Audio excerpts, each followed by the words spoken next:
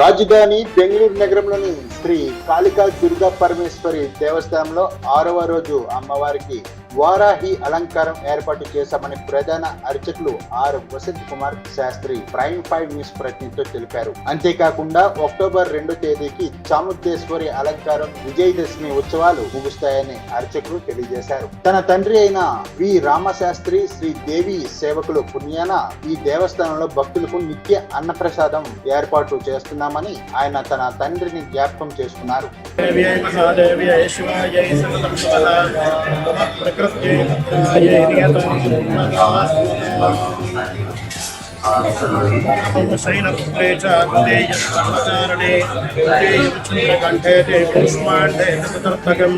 पंचमं स्कंदमासे षष्ठं कात्यायने सप्तमं कालरात्रे च महागौरे च अष्टमं नवमं सिद्धिदात्रे च नवदुर्गा कीर्तिताः.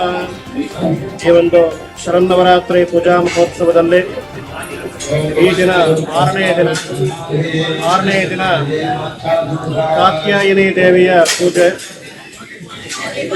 ಶ್ರೀ ಕ್ಷೇತ್ರದಲ್ಲಿ ಈ ದಿನ ಈಗ ವೈಷ್ಣವಿ ಅಲಂಕಾರ, ಸಂಜೆಗೆ ವಾರಾಹಿ ಅಲಂಕಾರ ಬದಲಾಗುತ್ತೆ. ಈ ದಿನ ಕಾತ್ಯಾಯಿನಿ ಪೂಜೆ ಹಾಗೂ ವಾರಾಹಿ ಅಲಂಕಾರ ನಿತ್ಯ ಸನ್ನಿಧಿಯಲ್ಲಿ ಚಂಡಿಕಾ ಹೋಮ ನಡೀತಾ ಇದೆ. ಸಂಜೆ 6 ಗಂಟೆಗೆ ಮಹಾಮಂಗಳಾರತಿ, ಪ್ರಾಕಾರೋತ್ಸವ ಹಾಗೂ ಸಂಗೀತ ಕಾರ್ಯಕ್ರಮ ನಡೆಯುತ್ತೆ.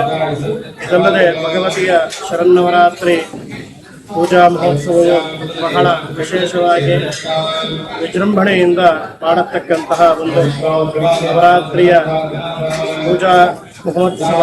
ಎಲ್ಲ ಭಕ್ತಾದಿಗಳಿಗೂ ನವರಾತ್ರಿ ಹಬ್ಬದ ಆರ್ಥಿಕ ಶುಭಾಶಯಗಳು.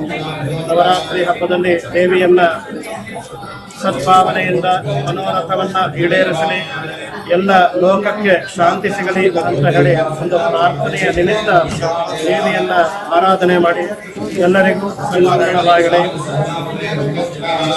ಎಲ್ಲರಿಗೂ ಶುಭವಾಗಲಿ. ಜಗದಂಬಾ ನಮಸ್ತು.